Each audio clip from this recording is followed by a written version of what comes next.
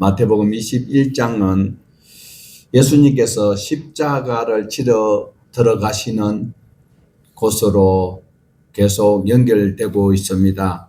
예수님께서 예루살렘에 들어가실 때에 많은 사람들이 호산나 다윗의 자손으로 오시느니 하면서 노래를 부르고 있지만, 그러나 우리 주님께서는 주님을 칭송하는 그 소리가 결코 달갑게 들려지지 아니하고 십자가를 지러 가시는 모습을 우리에게 보여주고 있습니다. 우리 주님의 예루살렘의 입성은 승리를 위한 행진곡이 아니라 우리 모두를 살리기 위한 순종의 길을 걸어가고 계시는 것입니다. 이 21장에서는 우리에게 묻고 있습니다. 주님을 필요로 채워주는 왕으로 믿고 있는지, 아니면 내 삶의 주인으로 주님께서 하신 말씀들을 그대로 내 삶에 적용하면서 하나님의 영광을 드러내면서 살 것인지를 묻고 있는 이 시간, 우리 모두는 마음의 대답을 하면서 오늘 1절을 같이 보시겠습니다. 1절에서 3절입니다.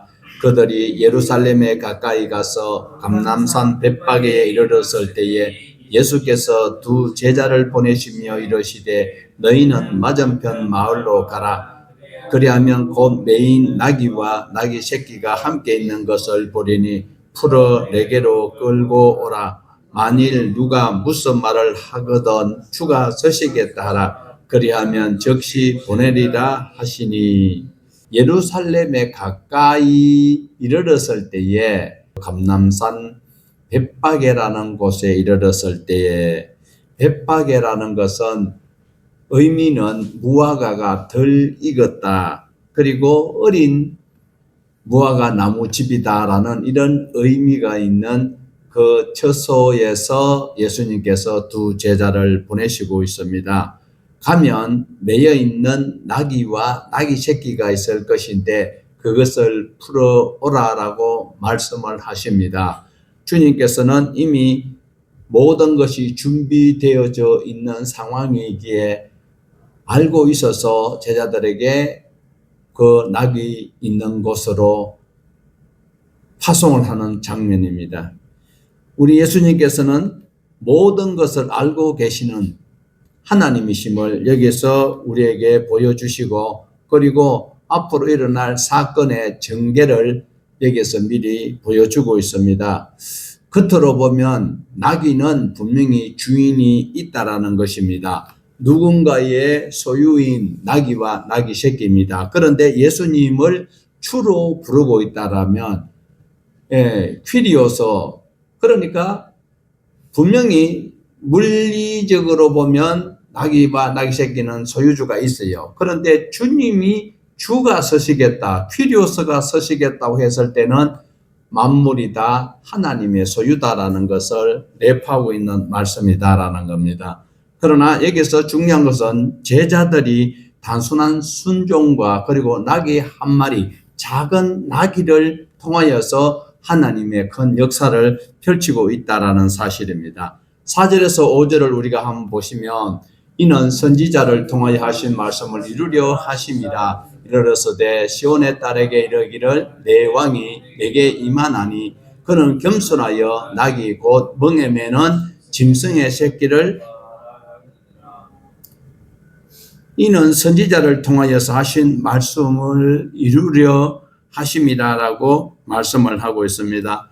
마태가 지금 자기 의도적으로 말을 내뱉는 것이 아니고 구약에 예언되어 있던 스가랴서 9장 9절을 바로 인용하여서 내 왕이 내게 임하나니 그는 겸손하여 나귀 곧 멍에 매는 짐승의 새끼를 탔다라는 스가랴서 9장 9절에, 여기에서 겸손하다라는 것은 바로 프라비스인데, 이 프라비스는 단순하게 그냥 맥없이 온순하다는 뜻이 아니다라는 겁니다. 자기 권리를 주장하지 아니하고 그분에게 순종한다라는 그것이 겸손이다라는, 우리가 하나님의 사람으로서 덕목이 바로 겸손하여야 한다고 할 때 내 의견과 내 생각을 제쳐놓고 하나님의 말씀에 전적으로 따르겠다라는 그 의지를 표현하여 겸손이라고 말씀을 하고 있습니다. 예수님의 왕권은 세상의 권력적 과시력을 표시하는 것이 아니라 폭력적이지 않다라는 것 또한 우리는 예수님의 전생애를 통해서 잘 볼 수 있습니다. 주님이 낮아지심으로써 다스리시는 기가 막힐 왕이다라는 거예요. 기가 막히는 방법으로 낮아지시면서도 우리 영혼을 모두 하나님의 자녀로 높이시는 그런 능력을 가지신 왕이 겸손하게 나귀 새끼를 타신 예수님을 높이는 왕으로 우리에게 소개를 하고 있습니다.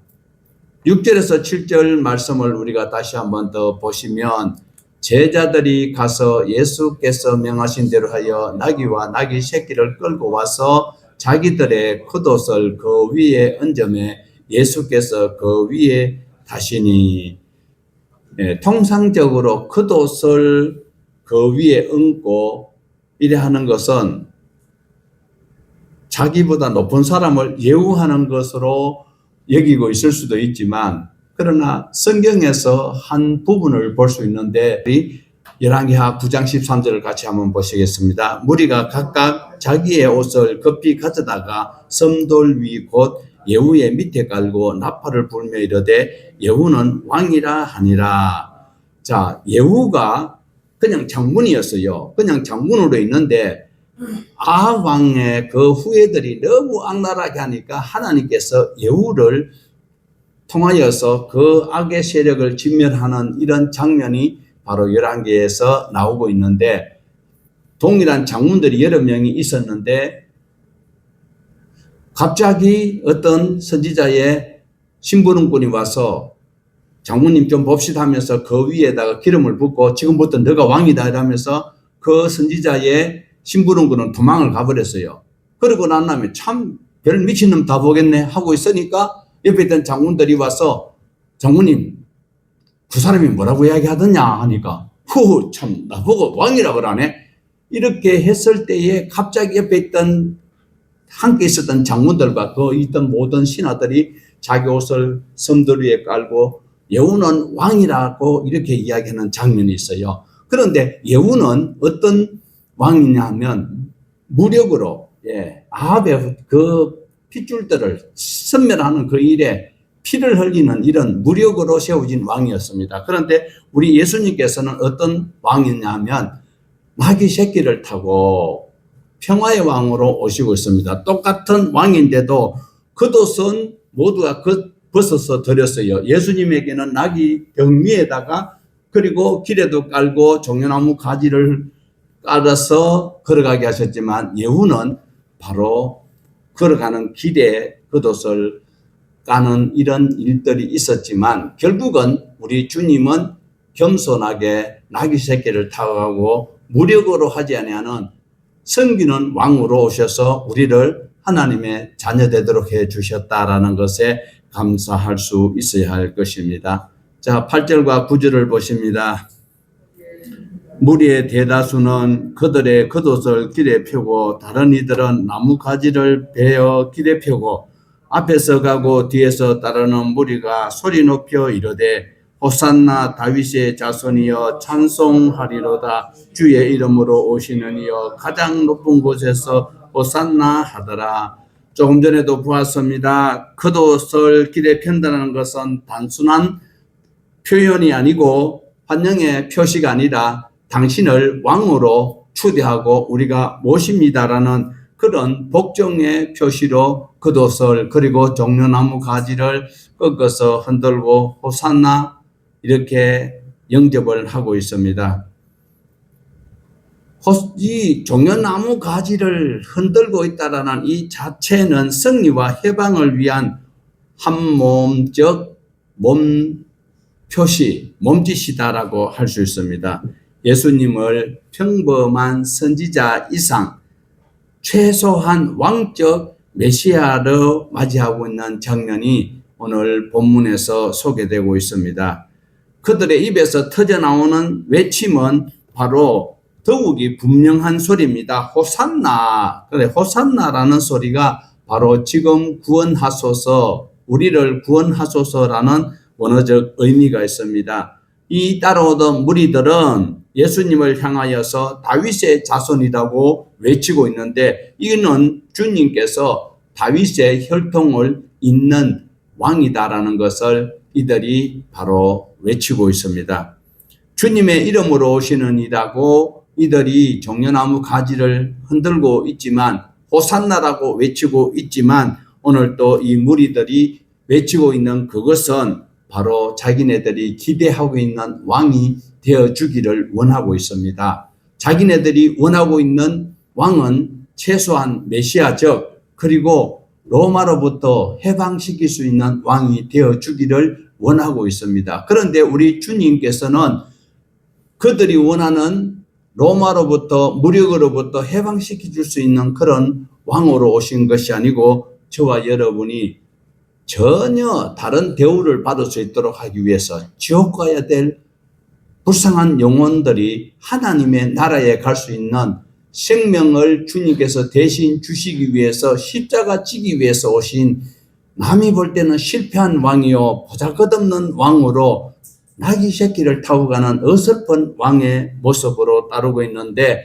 따라오던 군중들은 결국은 자기네들이 원하는 왕의 어떠한 모습이 보이지 아니하였을 때는 호산나가 변하여서는 어떻게 해요? 십자가에 못 박아라라고 바뀌어지는 이런 무리들이 세상의 무리들이요. 이 자리에 앉아서 여러분도 하나님 앞에 기도하면서 자기 소원을 아뢰는데 그것이 속히 응답이 안 되면 십자가에 못 박아라고 외치는 그들과 별 다를 바 없는 외침의 한 사람이 될 수 있다는 걸 기억을 하셔야 합니다.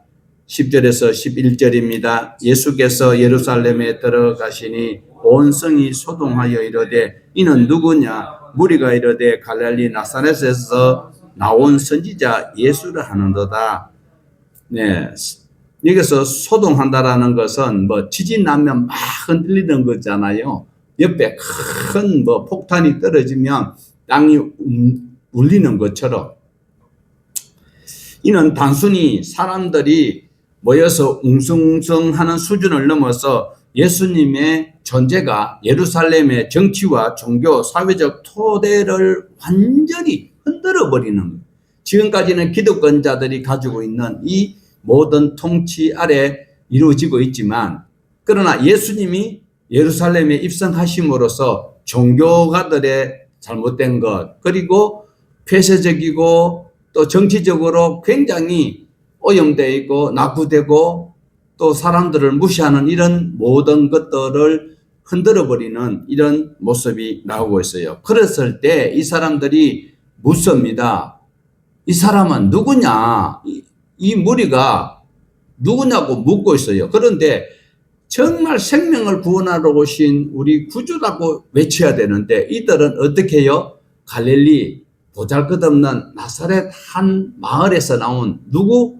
선지자 예수라는 거예요. 수많은 선지자들이 왔다가 맞아 죽고 옥에 갇히고 토백혀 죽고 했던 그런 맥없는 가치 없는 그런 선지자 중에 한 사람인 예수다라고 여기서 틀을 만들어 놓고 비하를 하고 있는 장면입니다. 예수님을 어떻게 해요? 내가 잘 아는 나사렛 그 거지 같은 동네, 별 볼 일 없는 동네에서 그 껄렁한 것 12명 데리고 다니는 그 오야봉이다. 이런 식으로 비하를 하고 있는 장면입니다.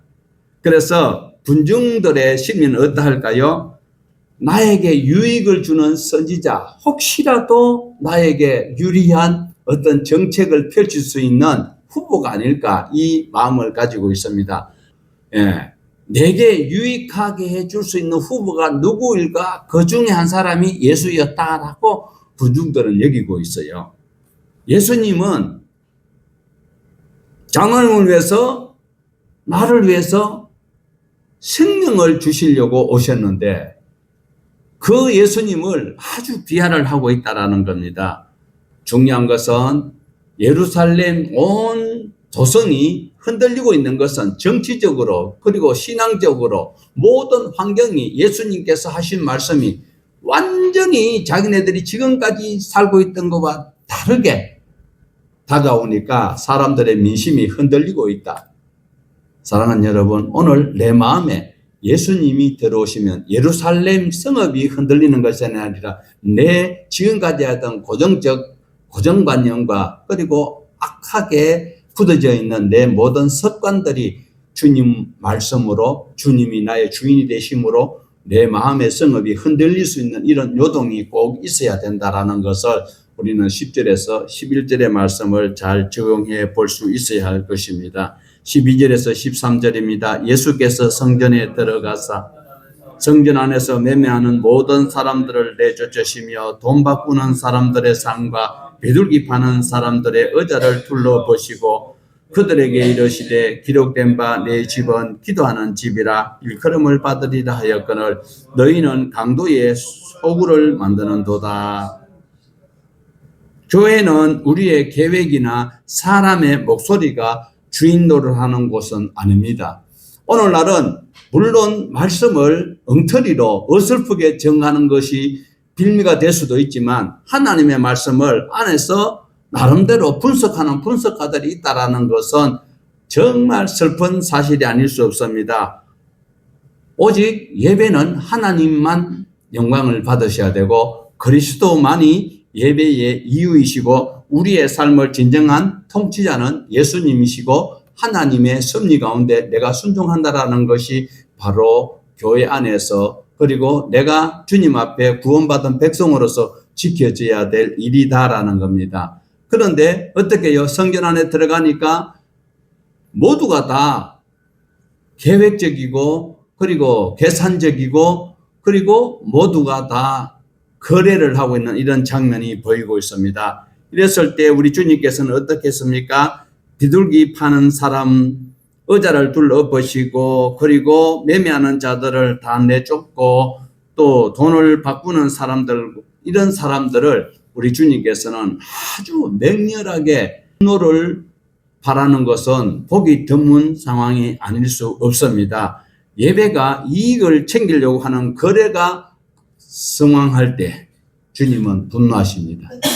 이 순간 내가 하나님 앞에 정말 구속받은 것에 감사하여서 하나님 정말 찬송하며 주님 앞에 내가 어떻게 해야 쓰임받을까 하는 것이 아니고 내가 주님 앞에 나왔으니 주님 내가 계획하는 내 모든 계획 위에 기름을 발라주시고 형통하게 해주시고 잘되게 해주시고 주시고 했을 때 형식의 본질로서 그 모양은 경건하고 속은 탐욕으로 가득한 불혈의 한 지분을 내가 갖고 있지 않는지는 우리 자신이 살펴보아야 합니다. 우리 주님은 내 삶에 이런 어지러운 상들을 엎으실 때에 저와 여러분은 나를 살리시려고 주님께서 수술하신다 하면서 감사함으로 그 역경의 상을 쳐다볼 수 있어야 할 것입니다. 내 집은 만민이 기도하는 집이라 이 선언은 하나님 앞에 말씀을 가지고 말씀을 지킬 수 있도록 주님 내가 그 길을 가겠다라는 각오의 그 의미로 매달리는 것이 기도가 되어야 합니다. 내 소원을 주님 앞에 아뢰는 것이 기도가 아니고 하나님의 말씀대로 내가 살아가기 위해서 하나님 앞에 내가 이 말씀 붙들고 매달리는 그 형태가 만민이 하나님 앞에 기도하는 자세요 태도인 것을 말하고 있어요.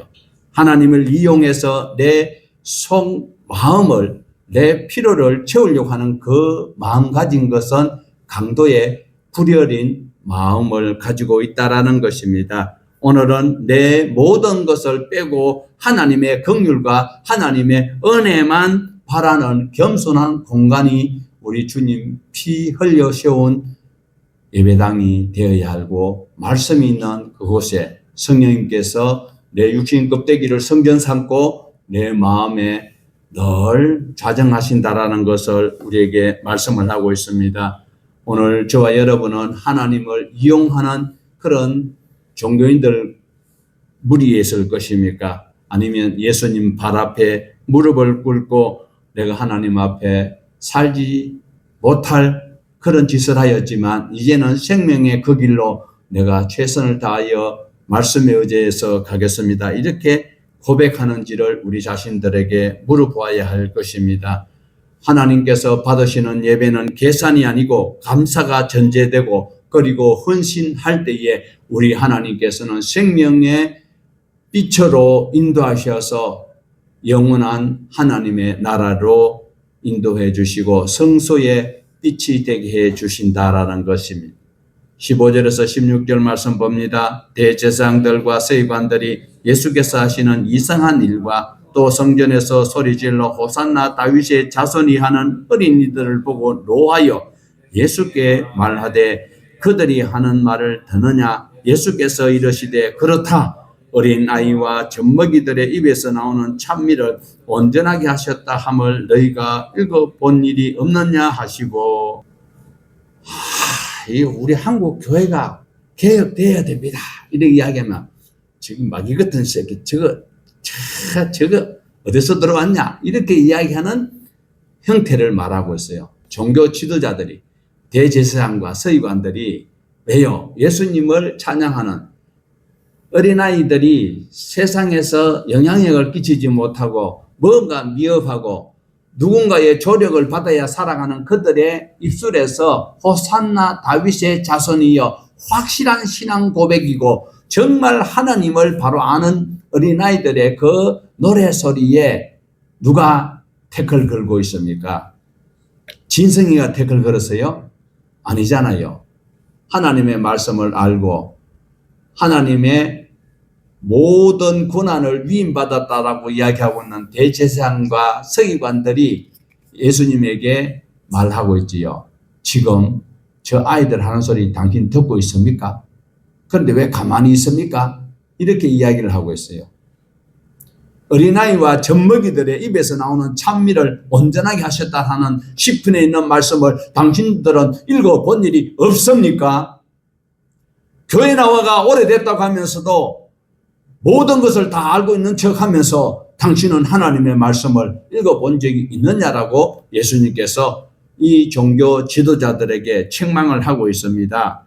당시 사회에서 아무 권한도 없는 어린아이들이 하나님의 참 메시아적 고백을 하고 있는 이들을 오히려 책망하고 있는 콧대 높은 종교 지도자들을 일격에 무너뜨리고 있습니다. 오늘 주님께서는 우리에게 촉구합니다. 참된 신앙은 하나님을 내 지식의 틀 안에 가두는 것이 아니고 하나님께서 행하시는 놀라운 일들을 어린아이 입에서 나오는 찬양처럼 기쁨으로 전가하는 그것이 우리 주님께서 우리에게 요구하고 있습니다. 우리의 기도와 예배가 형식이 되어버려 틀에 잡혀 있습니다. 예배당만 갔다고 그 다음부터는 자기가 하던 습관대로 하는 그것이 우리 주님께서는 정말 역겨워하고 있다는 사실을 우리는 오늘 조용히 기억을 하셔야 돼요. 우리 주님께서는 그러한 심령들을 상을 엎으시는 그 주님이다라는 거예요. 작은 아이들이 예수님을 찬양하는데 저 그림만 보세요. 어린아이들이 얼마나 천진난만하게 다윗의 자손을 보고 이렇게 하는데 뒤에 저 율법 바리새인들은 서서히 시퍼렇게 해가지고 오늘도 저와 여러분의 마음을 다시 우리 하나님께서 엎으시는 이 현장에 들어가면 비참한 사람이 된다라는 사실입니다. 18절과 19절입니다. 이른 아침에 성으로 들어오실 때에 시장하신지라 길가에 한 무화과 나무를 보시고 그리로 가사 잎사귀밖에 아무것도 찾지 못하시고 나무에게 이르시되 이제부터 영원토록 네가 열매를 맺지 못하리라 하시니 무화과 나무가 곧 마른지라. 잎사귀가 무성하면 분명히 처음에 나는 열매를 파김이라고 하는 분도 있고 파기라고 하는 거, 원어적으로 볼 때는 파기, 덜 익었는 거예요. 그런데 잎사귀가 많으면 이제 제일 먼저 생겼던 열매가 하나라도 있어야 되는데 없다라는 거예요. 그랬을 때 우리 주님께서 그 나무를 어떻게 해요? 저주를 해버리니까 내 열매를 맺지 못하리라 하니까 그 나무가 적시로 말라버렸다라는 것입니다. 예수님께서는 죄 없는 무화과 나무를 책망하셨지만 실제로는 종교 지도자들을 향하여서 외치고 있습니다. 화려한 교회당을 지어놓고 자기의 모든 것을 빨아먹고 있는 꿀을 빨은 그 인간들에게 우리 주님께서 지금 하고 계시는 말씀입니다. 예루살렘의 성전이 얼마나 웅장합니까? 그 대제사장들이 입고 있는 그 제복은 화려합니다. 쉴 새 없이 들어지는 제사와 그리고 모여드는 그 돈을 챙기려고 하고 있는 그들을 바로 잎사귀가 무성한 나무를 말하고 있어요. 그렇지만 열매 없는 잎사귀를 보고 우리 주님께서는 책망하시는데, 많은 사람들은 화려한 잎사귀가 무성한 교회를 화려하고 생명이 있는 교회라고 여기고 있습니다. 주님께서는 강도의 소굴로 보고 있는데, 많은 사람들은 저 교회 가면 부자 될 수 있는 것처럼 여기고 있습니다. 우리의 신앙 역시 직분과 종교와 봉사, 언어라는 잎사귀로 포장하고 있다면 우리 주님께서는 저주하여 적시로 말라버리게 하신다. 오늘도 우리가 얼마나 주님의 이름으로 내가 바쁜지 모른다 동문서주하고 있지만, 주님이 보실 때는 입만 무성한 잎사귀라고 여기고 있습니다. 주님께서 정작 원하시는 것은 주님을 닮은 성품과 주님이 주시는 하나님의 말씀을 마음에 품고 믿음으로 신앙의 그 골고다 언덕으로 걸어가고 있는지를 보고 계시는 주님이시다. 잎사귀만 무성한, 말은 기독교 오래 다녔던 그 습관된 언어와 찬양과 입술만 열면 하나님의 말씀이 줄줄이 나오고 있는 그들이었지만, 그러나 그들은 생명을 구하는 사람들이 아니라 자기도 천국에 못 들어가고 다른 사람도 천국에 못 들어가도록 만들고 있다라는 거예요. 이랬을 때 우리 주님께서는 바로 선언과 동시에 무화과 나무 바짝 말라 버렸다라는 거예요. 이것은 바로 적시로 하나님의 심판이 안 임하여도 결국은 임한다라는 것을 우리에게 경고하고 있습니다. 주님은 오늘 또 우리 전 세계에 하나님의 이름을 부르고 십자가를 달아놓은 그 공간을 향하여서 경고하고 계십니다. 우리 주님은 화려한 교회당, 화려한 잎사귀를 보는 것이 아니라 열매를 찾고 있습니다. 예레미야 5장 1절에 이 성 안에 의인 한 명만 있어도, 의인 한 명이 없어서 예루살렘이 멸망을 하였다는 사실, 저 화려한 잎사귀 무성한 무화과 나무에 파긴, 이제 이걸라 말라고 생기는 과일 하나 없을 때 우리 주님께서는 저주를 하여서 말라지게 하였다라는 겁니다. 여러분, 이 경고는 멸망시키기 위한 경고가 아니고 어떻게요? 아직 기회가 있을 때 하나님께로 돌아오라, 회개하고 돌아오라고, 잎사귀 뒤에 숨지 말고 참된 회개의 열매를 맺으라고 오늘도 촉구하고 계시는 사랑의 메시지인 것을 눈치채는 자가 천국 갈 수 있는 자격이 있는 것입니다. 이 사건이 일어난 시점은 무엇입니까? 예수님이 지금 죽으러 가는 그 길에 일어난 사건이에요. 지난 장에서는 어떻게 했습니까? 제자들이 서로 높은 자리를 차지하려고 하고 있었고, 지금은 주님이 죽으러 가는 현장 속에서도 이렇게 자기네들이 화려하게 치장해 놓고 하나님을 이용하여서 거래로 여기고 있는, 예배가 바로 거래로 여겨지고 있는 그 현장을 오늘 우리 주님은 참지 못하신다라는 겁니다. 열매 없는 나무를 저주하고 마르게 하는 권세가 있는 그 예수님께서 어떻게 해요?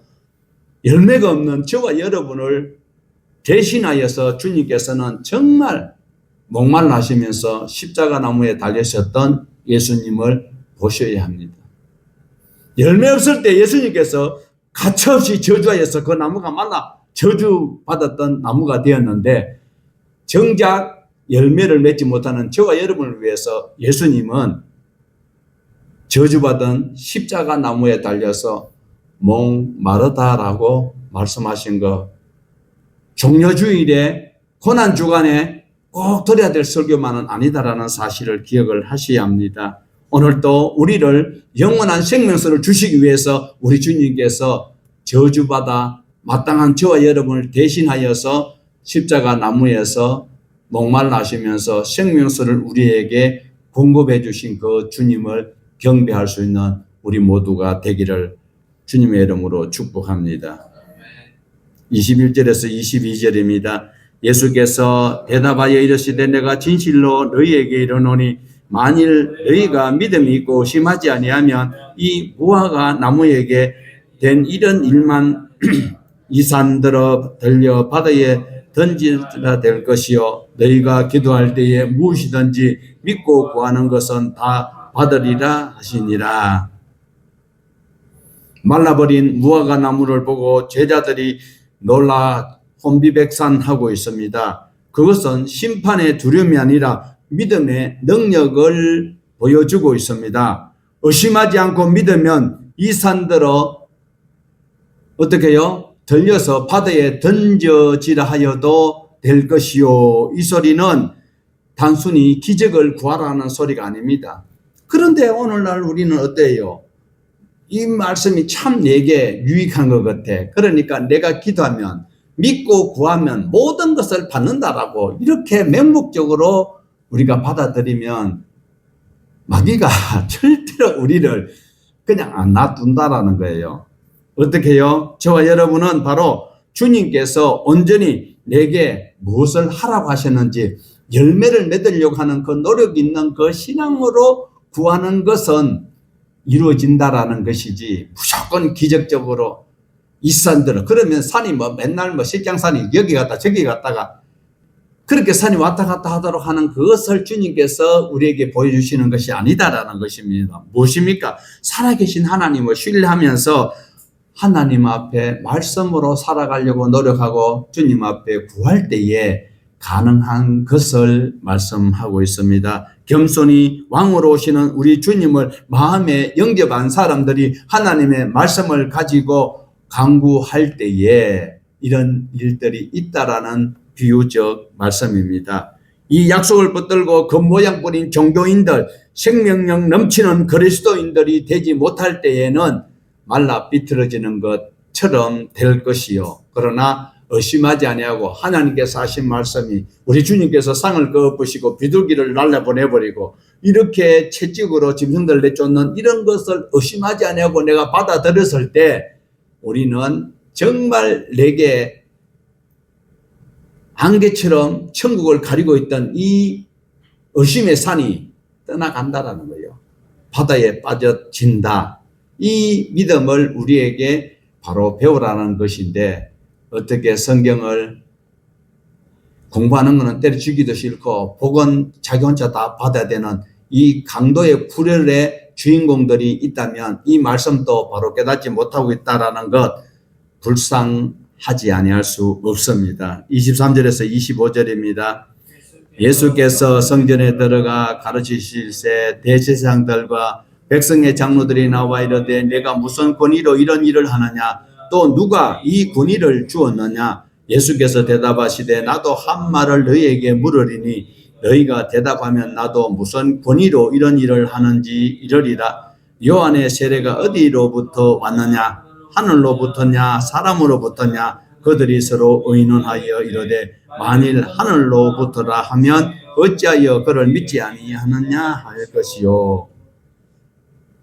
예수님을 잡으려고 그들이 올무를 놓고 있는 그 장면에 답을 하는 대신에 우리 주님께서는 세례 요한의 권위를 화두로 던집니다. 세례 요한의 세례가 어디로부터 왔느냐? 하늘로부터 왔느냐? 아니면 사람으로부터 왔느냐?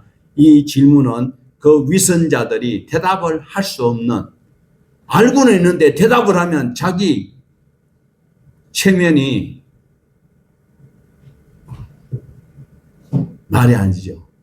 하늘로부터로 말을 하면 왜 그를 믿지 않느냐라고 배척을 당할 것이고 백성들이 보는 앞에서 망신을 당할 수 있는 것입니다.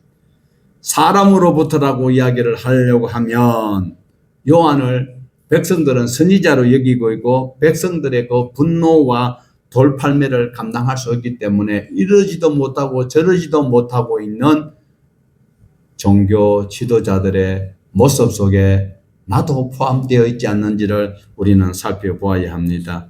이 질문의 논쟁에서 예수님께서는 이기기 위한 기교를 부리는 것이 아니었습니다. 너희가 이미 하늘의 권위 요한의 부르짖음을 거부하였어. 내 권위를 예수님께서 말씀을 하시는 이 권위를 너희들이 받아들이지 못할 것이다 라는 것 또한 이들에게 자상하게 설명을 하는 것을 비유로 말씀하시는데 이들이 깨달으면 참 좋은데 깨달을 리가 없겠지요. 이 대제사장들, 서기관들이 가지고 있는 권위는 제도와 전통을 통하여 사람이 임명하는 것을 자기네들이 예수에게 임명한 적이 없다.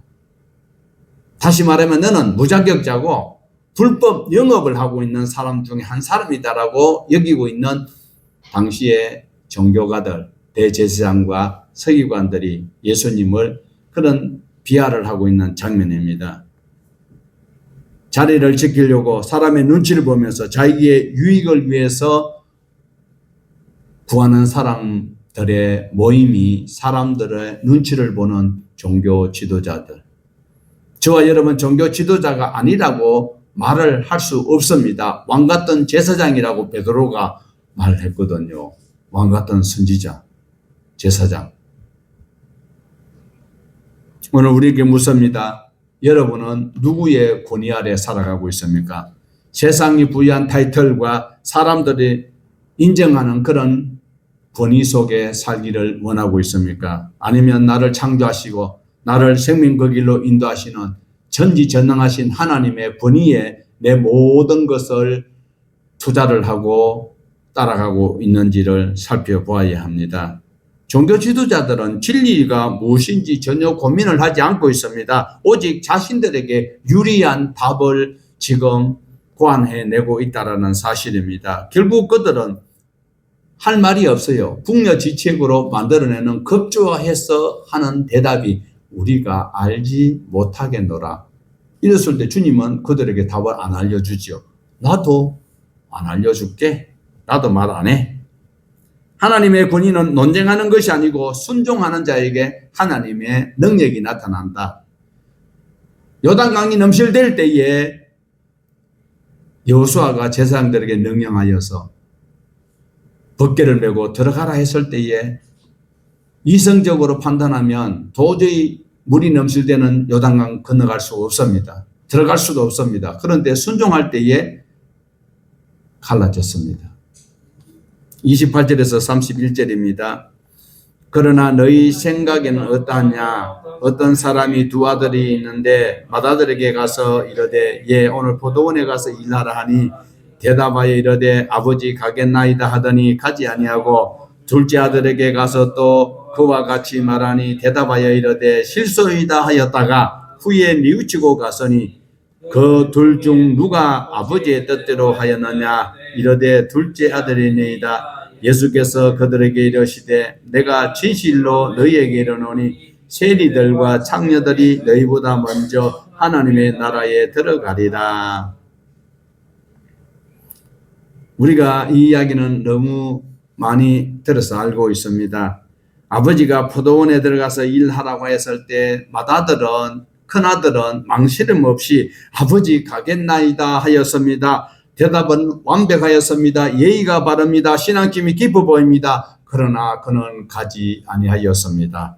종교 지도자들의 그 양심을 찌르는 이 비유이다라는 것입니다. 하나님의 율법을 암송하고 제사를 지내면서 주여 주여라고 외치던 자들이 종교 지도자들이었습니다. 그러나 정작 하나님이 보낸 세례 요한을 그리고 예수 그리스도를 거부하는 자가 바로 맏아들 같은 종교 지도자였다라는 것입니다. 오늘 우리에게는 어떤 경고를 하고 있습니까? 성경 지식이 풍부하고 교회 안에서 정답은 잘하는데 찬양은 깨꼬리같이 잘하는데 하나님의 말씀도 짜여져 있는 틀처럼 익숙해져 있어서 대답하기 쉬운 이것이 오늘 우리에게 함정이 될 수 있다라는 겁니다.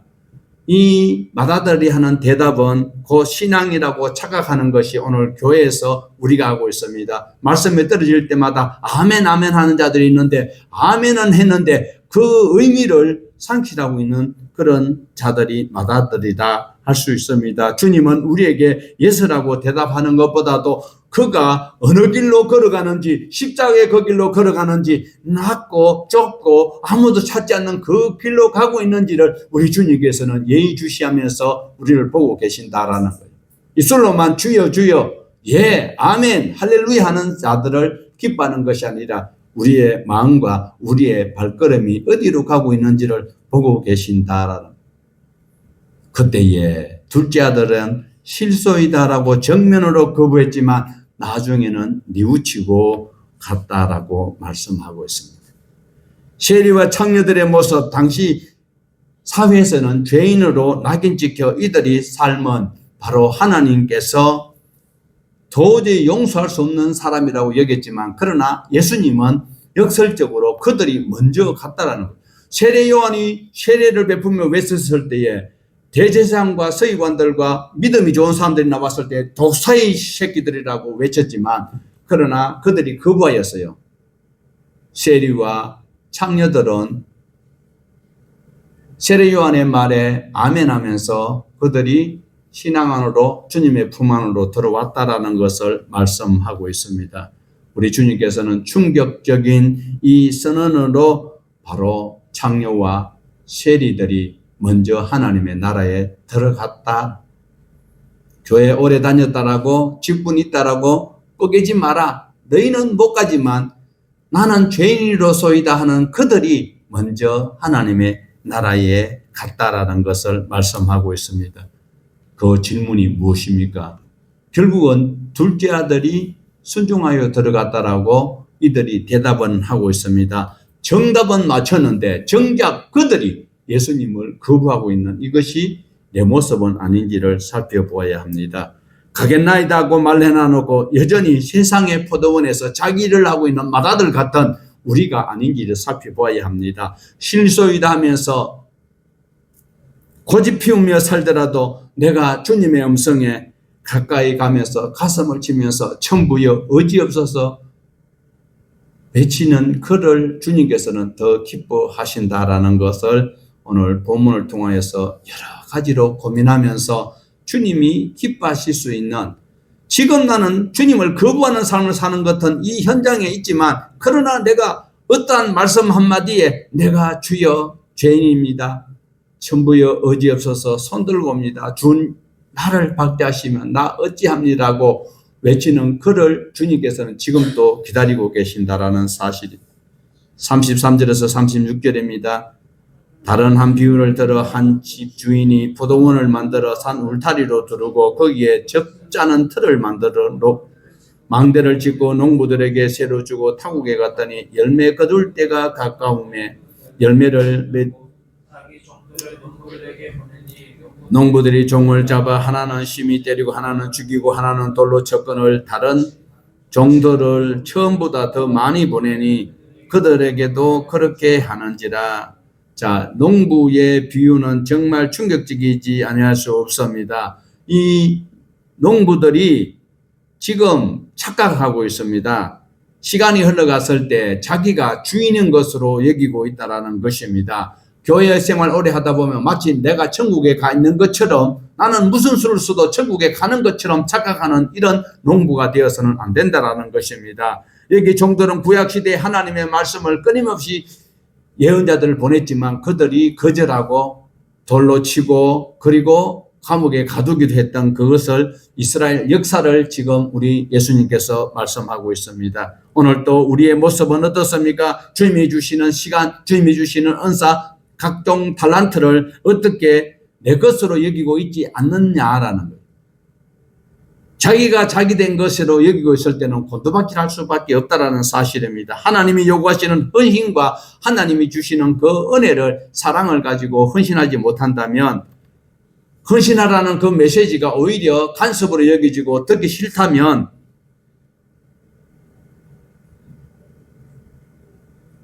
불쌍한 자가 될 수 있습니다.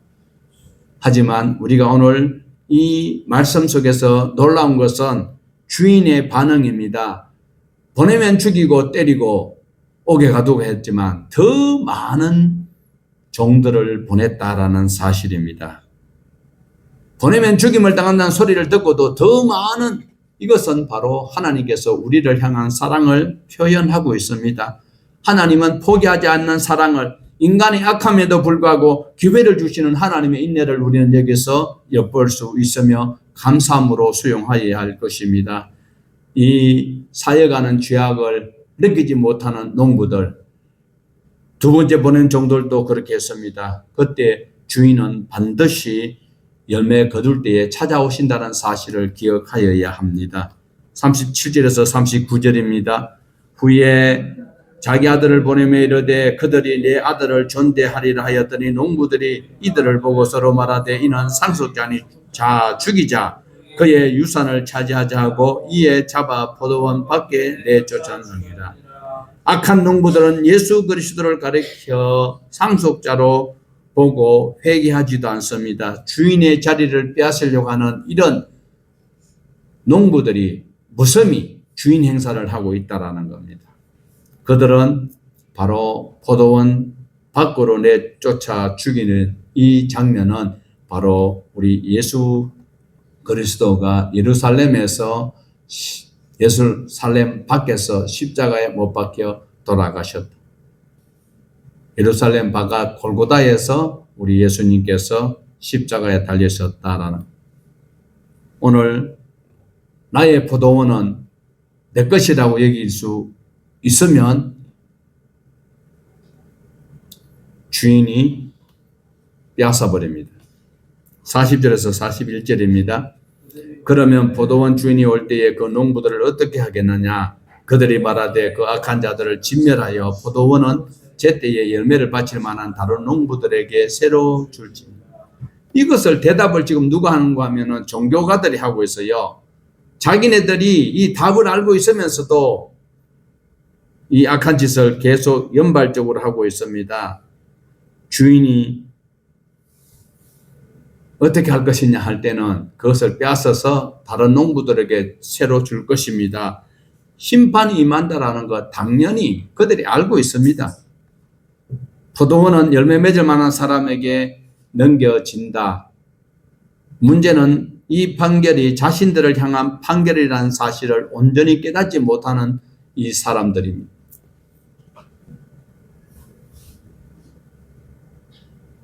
(42절을) 우리 보실까요? 너희가 건축자들이 버린 돌이 모퉁이 머릿돌이 되었나니 이것은 주로 말미암아 된 것이요 우리 눈에 기이하도다 함을 읽어본 일이 없느냐. 건축자들은 누굴까요? 종교 지도자들입니다. 바리새인들과 대제사장들. 버린 돌은 예수님을 비유하고 있어요. 예수님의 말씀을 거부하고 배척하는 이들. 그러나 모퉁이 머릿돌은 건물 전체를 지향하고 지탱하고 방향을 바로 잡는 그 돌이 바로 모퉁이 돌인데 우리 주님이 너희들은 버렸지만 예수님은 머릿돌이 되어 우리를 저 천국 가는 방향을 나침반처럼 제시해 주고 있습니다. 길이요 진리요 생명 되신 예수님께서 우리에게 말씀하고 있습니다. 예, 하나님은 버림받은 건축자들이 버린 돌 위에 교회를 세워서 그 안에서 예배하는 자들을 천국으로 인도하시는 이 귀한 아름다운 사실을 우리에게 비유로 소개해 주고 있습니다. 열매 없는 종교 대신 열매 맺는 믿음을 가지기를 우리에게 촉구하시는 주님의 음성을 들으십시다. 43절에서 44절입니다. 그러므로 내가 너희에게 이르노니 하나님의 나라를 너희는 빼앗기고 그 나라의 열매 맺는 백성이 받으리라. 이 돌 위에 떨어지는 자는 깨지겠고 이 돌이 사람 위에 떨어지면 그를 가루로 만들어 흩으리라. 자, 예수 그리스도를 우리는 돌이라고 여기고 있습니다. 그런데 눈여겨보셔야 되는 것은요, 44절에 이 돌 위에 떨어지는 자는 깨지겠고 이 돌 위에 떨어지는 자, 그리고 또 어떻게 해요? 이 돌이 사람 위에 떨어지면 돌 위에 떨어지는 것과 사람 위에 떨어지는 것, 어떻게 여러분 구별할 수 있습니까? 돌 위에 떨어지는 사람은 바로 스스로 그 돌 앞에 부딪히는 자, 돌이신 예수 그리스도에게 내가 말씀에 부딪히면 나는 깨어져서 겸손한 자가 될 수 있다라는 거예요. 그런데 어떻게 해요? 돌이 사람 위에 그대로 떨어지면 심판을 받는다. 여러분 어디에 부딪힐랍니까? 계시록에 보면 죄인들이 어떻게 해요? 그날에 심판날에 바위야 날 가려라. 바위가 자기 가리면 살 것 같아요? 왜? 주님의 근엄한 그 모습에 이미 심판을 받는 거예요. 그러니까 그 얼굴을, 주님의 광채를 피하기 위해서 바위야 날 가려라 하는데 그 돌이 위에 떨어지면 볼장 다 본 거지요. 자, 45절에서 46절 보십시다. 대제사장과 바리새인들이 예수의 비유를 듣고 자기들을 가르쳐 말씀하신 줄 알고 찾고자 하나 무리를 무수하니 이는 그들이 예수를 선지자로 알미었더라. 양심도 하나님에 대한 두려움도 없는 이 눈치 없는 종교 지도자들은 예수님이 자기네들을 비하하는 것을, 비유하는 것을, 지칭하는 것을 알고 예수님을 잡으려고 하는데 못 잡는 이유가 여기에 나오겠지요. 왜요? 백성들이 예수님을 선지자로 알고 있었기 때문에 자기네는 못하고 있다라는 겁니다. 종교적으로 가장 정통이어야 할 그들이 가장 영적으로 눈먼 자들이 되어 있었다라는 겁니다. 나는 이 말씀 들을 때, 저 사람 하는 이야기네.